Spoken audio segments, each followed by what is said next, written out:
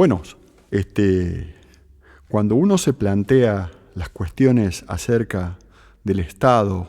el gobierno y la política, las relaciones entre Estado, de las relaciones de poder,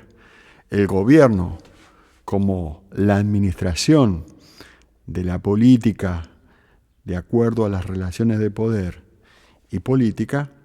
está de alguna manera abordando las cuestiones que hacen específicamente a la conducción política, a la construcción y el desarrollo y la formación de la militancia, con un objetivo estratégico desde el pueblo: construir comunidad organizada. Cuando uno se plantea las cuestiones de la construcción de comunidad organizada, lo que estamos haciendo referencia es a la construcción de las capacidades de tener una visión clara, una visión organizada de la realidad política internacional, regional y nacional, una visión que permita, de alguna manera, ordenar las ideas que uno tiene acerca de dónde ir, organizar la mirada acerca de quién es el gran oponente estratégico, es decir, cuál es la fracción de la oligarquía, esa oligarquía que es dominante en ese momento y que conduce los destinos de la nación y de la patria, es decir, conduce los destinos de la patria según el programa de la antipatria, y ninguna duda, entender que de ninguna manera va a construir comunidad, Estado-comunidad, comunidad organizada, porque justamente lo que necesita es todo lo contrario: construir, exaltando los individualismos para que el pueblo no exista como sujeto histórico, para que el pueblo no exista como actor político y para que el pueblo no exista como sujeto estratégico, con la capacidad de ser sujeto de la historia, construyendo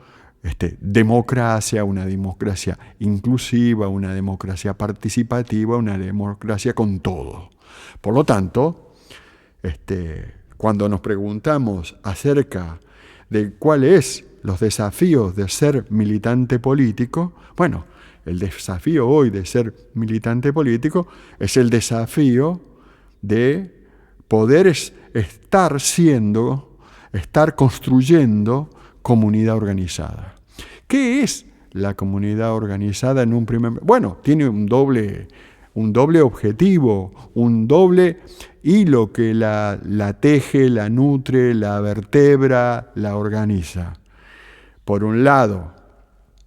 es todo lo que tiene que ver con su formación político-estratégica, su visión estratégica y la claridad acerca de la situación internacional para saber cuál es la fracción de la oligarquía financiera que tiene ese rol de oponente principal y cuáles son las otras fracciones de la oligarquía regional o local que son el oponente secundario, para entender específicamente cuál es el contra quién y el contra qué, que es lo que hace al oponente principal, distinguirlo de las otras fracciones de oligarquía o de burguesías o de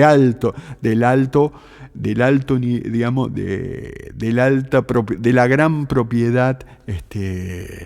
de capital concentrado. ¿Para qué? ¿Por qué? Porque la oligarquía no es un actor homogéneo. Y vos tenés sectores de la oligarquía que es tu oponente principal, que tenés que tenerlo claro, y distinguirlo de los oponentes secundarios, porque seguramente cuando nos planteamos estos desafíos es porque la oligarquía en general está dividida, fracturada, está enfrentada entre ellas, y el primer gran objetivo es distinguir cuál es nuestro oponente principal para que de ninguna manera nosotros podamos generar un debate, una movilización, una construcción que cuando construya política, haga política, genere acciones políticas, esté haciendo y reforzando la unidad de la oligarquía. Todo lo contrario es el objetivo. El objetivo es golpear a la fracción de la oligarquía financiera, que es tu oponente principal, de modo que se profundice la fractura, la división, los enfrentamientos al interior de la oligarquía. Luego, eso genera energía, capacidades de acción, pero también de pensamiento y de imaginación para construir la unidad en el propio campo del pueblo. Es decir, construir el pueblo como sujeto histórico. Bueno, eso es de alguna manera el desafío de estar siendo como comunidad de destino político estratégico. En ese sentido, el segundo aspecto importante a tener en cuenta es esta cuestión que existen actores que están siendo funcionarios políticos de gobierno de Estado-comunidad. Es decir, la comunidad individuo, familia, plantea su necesidad social al militante, al funcionario político de gobierno. Pero cuando la comunidad plantea un problema individual y común, eso de alguna manera debe ser entendido y receptado de un modo que la militancia construya unidad, desarrollo, ampliación, la capacidad de empoderar y fortalecer eso que es comunidad, individuo, familia, comunidad organizada de individuos y familias, que es lo que permite, de alguna manera, tener una política para el todo, no para fracturar la comunidad, no para que se potencie una fracción específica de la comunidad, sino para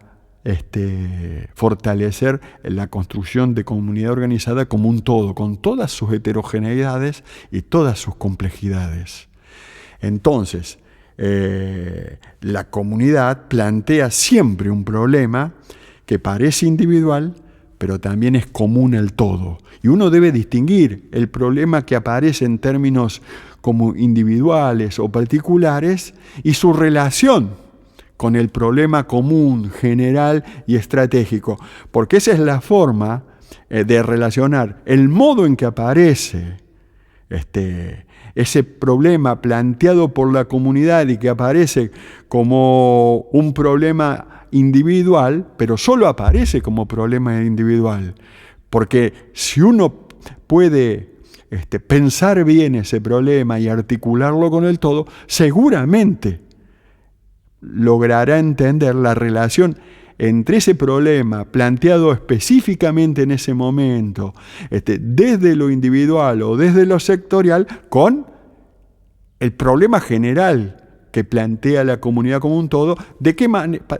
¿Para qué sirve esto? ¿Cuál es el objetivo? Para no potenciar los aspectos sectoriales que dividen, fragmentan, es decir, potencian distintos tiempos al interior de la comunidad, pueblo, y por el contrario, poder construir un tiempo común, con sus tiempos específicos adentro, pero entendiendo que dentro de la comunidad organizada hay un conjunto de sectores y fracciones, que hay distintos tiempos dentro de un todo que uno debe entender para que de ninguna manera en esa marcha hacia adelante, en su construcción como comunidad organizada de destino compartido, en ningún momento se construyan divisiones o fracturas, sino que el gran objetivo estratégico es la construcción de unidad. Pero para la construcción de esa unidad es importante construir una visión que sea una visión común para distintos actores y componentes de esa comunidad organizada, y que estos distintos tiempos y momentos que tienen sus fracciones en ningún momento se contrapongan entre sí de tal manera que debiliten, fracturen, dividan, es decir, que creen condiciones de facilidad para que la oligarquía pueda actuar dividiendo al pueblo. Es decir, justamente el gran desafío estratégico es, de alguna manera, estar siendo siempre constructores de unidad, de comunidad organizada, pero de esa unidad estratégica de la comunidad organizada pueblo, porque el concepto de pueblo y de comunidad organizada es decir, significan lo mismo, porque el concepto de pueblo es un concepto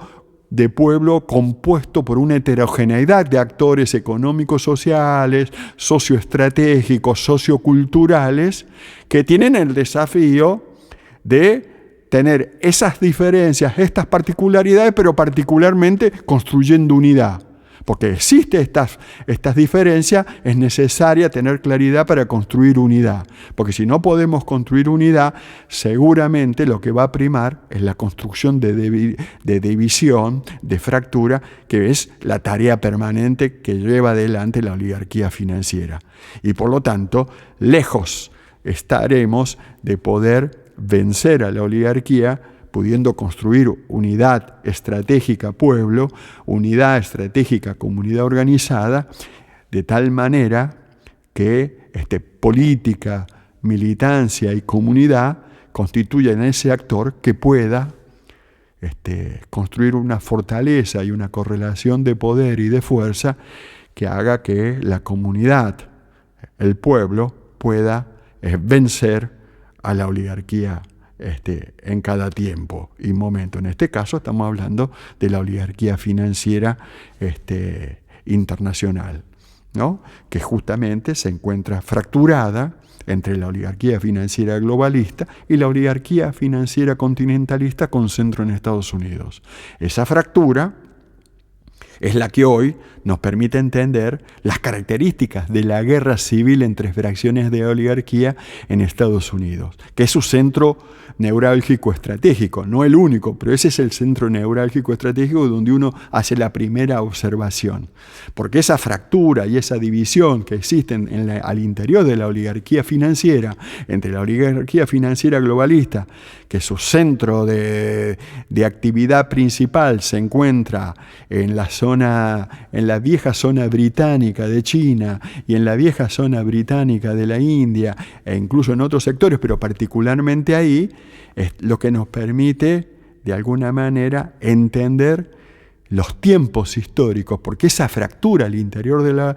la oligarquía financiera es, de alguna manera, lo que a nosotros nos da la voz de alerta estratégica, donde una voz de alerta estratégica que dice que la hora de la unidad estratégica de los pueblos ha llegado y que es necesaria esa unidad y que sin esa unidad es imposible ser y construir el sujeto histórico, ese actor histórico estratégico, pueblo multipolar, pueblo pluriversal, que de alguna manera es el actor y el sujeto que debemos construir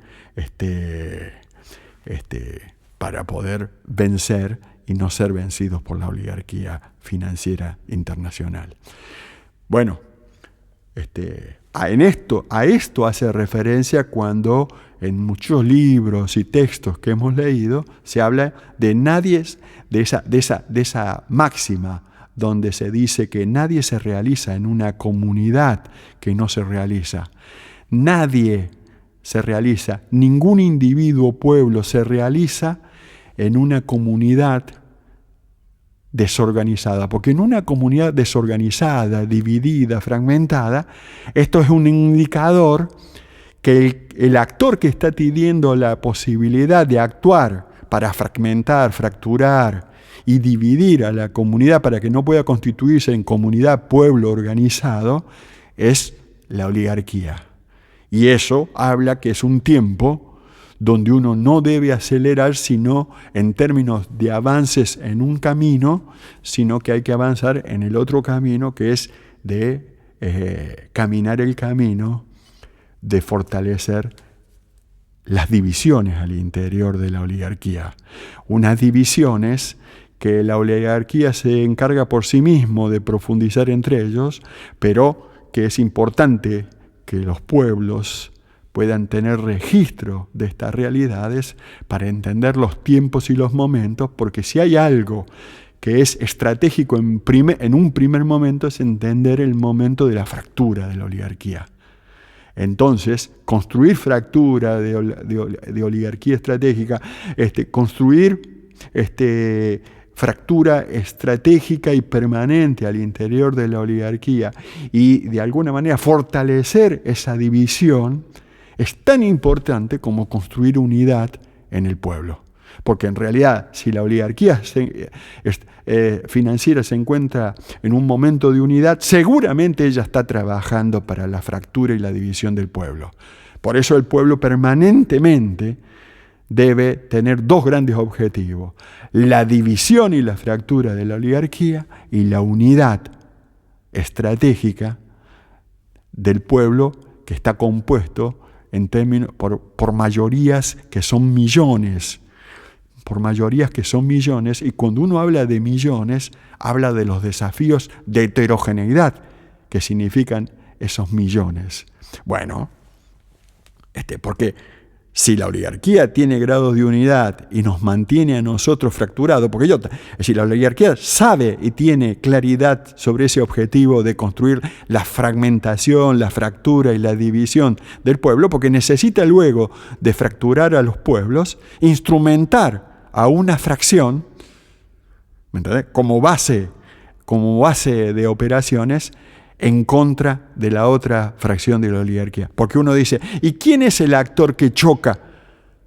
con la otra fracción de la oligarquía? Bueno, esa fracción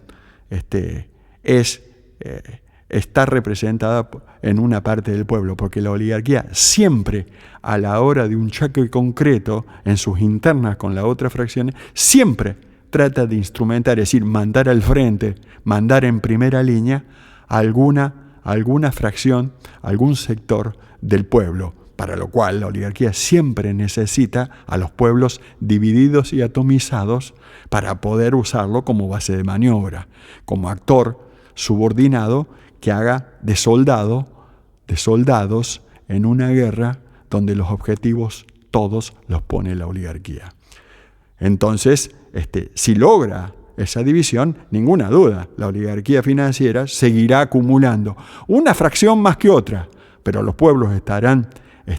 atomizados y serán sujetos de explotación y expoliación, no solamente en términos económicos, sino también en términos culturales, sino en términos de vida cotidiana,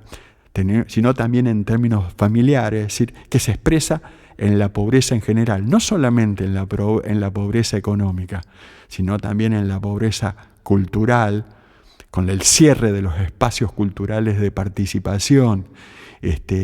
con los cierres de los espacios de debate político, debates participativos donde uno se va aclarando y se va formando. Bueno, cuando la oligarquía es dominante,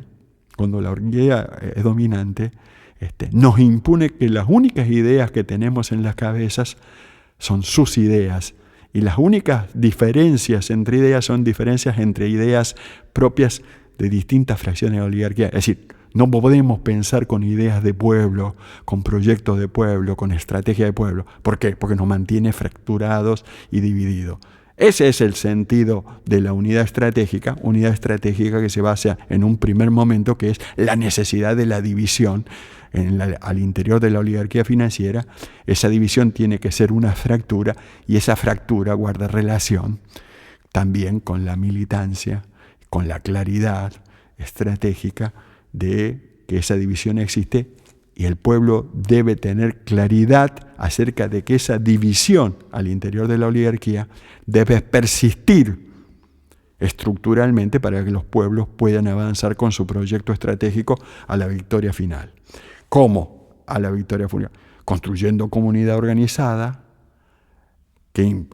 específicamente es empoderar al pueblo en su capacidad de militancia, es decir, de participar, de participar en todos los espacios, en todos los frentes, en todos los momentos, en la vida cotidiana, en la política, pero también en las cuestiones estratégicas. ¿Cómo es que se puede lograr esto? Esto solamente puede ser logrado cuando hay un pueblo unido, organizado, claro en sus objetivos, pero particularmente con conocimiento estructural de con quién está enfrentándose y para qué está enfrentándose. Esto lo que nos permite es lograr que eso que es el pueblo se constituye en sujeto histórico de la historia, sujeto histórico, en sujeto que construye su propia historia y al construirla puede negar la historia de la oligarquía.